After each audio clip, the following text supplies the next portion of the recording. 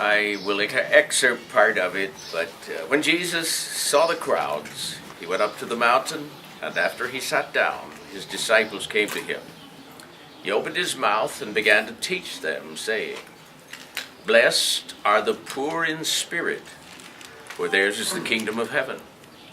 Blessed are those who mourn, for they shall be comforted. Blessed are the humble, for they shall inherit the earth. Blessed are those who are hungry and thirst after righteousness, for they shall be satisfied. Blessed are the merciful, for they shall receive mercy. Blessed are the pure in heart, for they shall see God. Blessed are the peacemakers, for they shall be called sons of God. Blessed are those who have been persecuted for the sake of righteousness, for theirs is the kingdom of heaven. Blessed are you when people insult you and persecute you and falsely say all kinds of evil against you because of me. Rejoice and be glad, for your reward is in heaven, and it's great. For in the same way they persecuted the prophets who were before you. You are the salt of the earth. But if the salt has become tasteless, how can it be made salty again? It is no longer good for anything except to be thrown out and trampled underfoot by men. You are the light of the world. A city set on a hill cannot be hidden, nor does anyone light a lamp and put it under a basket, but on the lampstand, that it gives light to all who are in the house. Let your light shine before men in such a way that they may see your good works and then glorify your Father that is in heaven. You have heard it said, the ancients were told, you shall not commit murder, and whoever commits murder shall be liable to the court. I say to you that everyone who is angry with his brother shall be guilty before the court, and whoever says this to his brother, you good for nothing, shall be guilty before the Supreme Court, and whoever says, you fool, shall be guilty enough to go into the fiery hell. Therefore, if you are presenting your offering at the altar, and there remember that your brother has somewhat against you, leave your offering there before the altar, and go first and be reconciled to your brother, and then come and present your offering. Make friends quickly with your opponent at law while you are with him on the way, so that your opponent may not hand you over to the judge, and the judge to the officers, and you be thrown into prison. Truly, I say to you, you will not come out of there until you have paid up the last cent. You have heard it said, that it was said, you shall not commit adultery. But I say to you that everyone who looks at a woman and lusts for her has already committed adultery in his heart. If your right eye makes you stumble, tear it out and throw it away. For it is better for you to lose one of the parts of your body than to lose your whole body, to be thrown into hell. If your right hand makes you stumble, cut it off, throw it from you. For it is better for you to love one of the parts of your body than for your whole body to go into hell. You have heard it said that it was said, you shall love your neighbor and hate your enemy.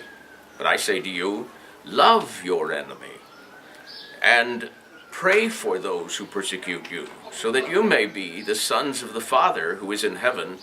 And he causes his sun to rise on the evil and the good, and sends the rain on the righteous and the unrighteous. For if you love those who love you, what reward do you have? Do you even the tax collectors do the same? If you greet only your brothers, what more are you doing than others? Do not even the Gentiles do the same? Therefore, you are to be perfect as your heavenly Father is perfect. Beware of practicing your righteousness before men to be noticed by them. Otherwise you have no reward for your Father who is in heaven. So when you give to the poor, do not sound a trumpet before you, as the hypocrites do in the synagogues and in the streets, so that they may be honored of men. Truly I say to you that they have their reward in full. But when you give to the poor, do not let your left hand know what the right hand is doing, so that your giving will be in secret, and your Father who sees in secret will reward you. When you pray, you are not to be like the hypocrites, for they love to stand and pray in the synagogues and on the street corners, so that they may be seen of men. Truly I say to you, they have their reward in full.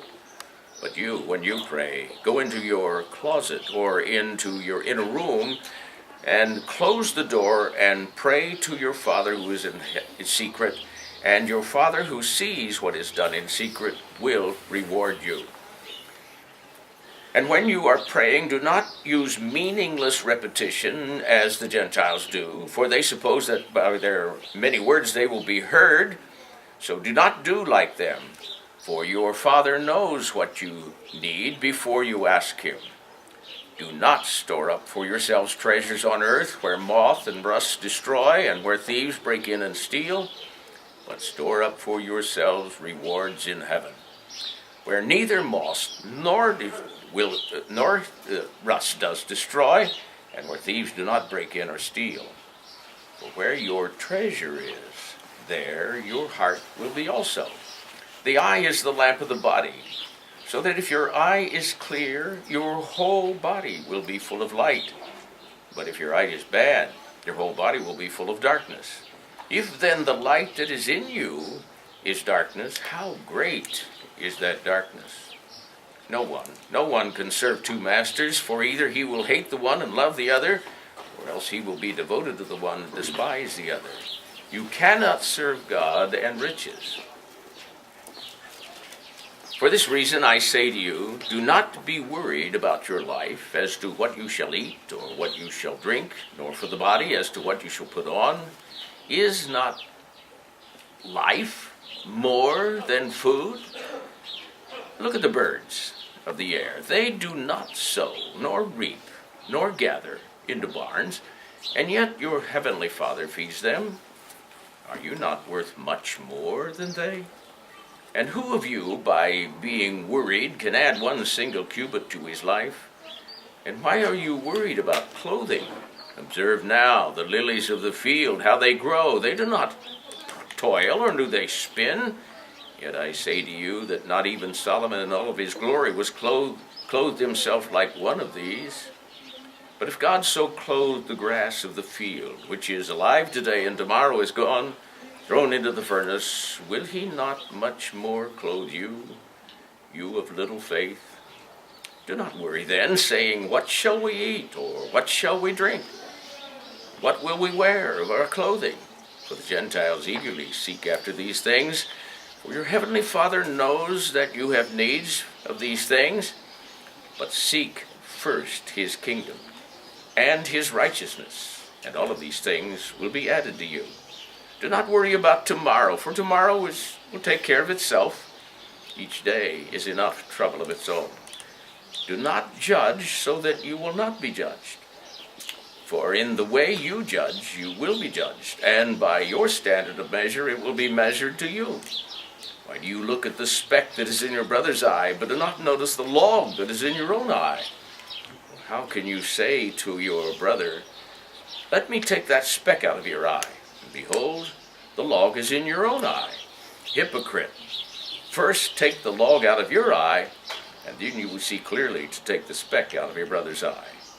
Do not give what is holy to dogs. Do not throw your pearls before swine, for they will be trampled underfoot and turn and tear you in pieces. Ask, and it will be given to you. Seek, and you will find. Knock, and it will be opened to you. For everyone who asks receives, and to those who seek they find, and to him who knocks it will be opened. For what man is there among you who has a son and asks for a loaf? Will he give him a stone? Or if he asks for a fish, will he give him a snake? If you then, being evil, know how to give good gifts to your children, how much more your Father who is in heaven will give what is good to those who ask him.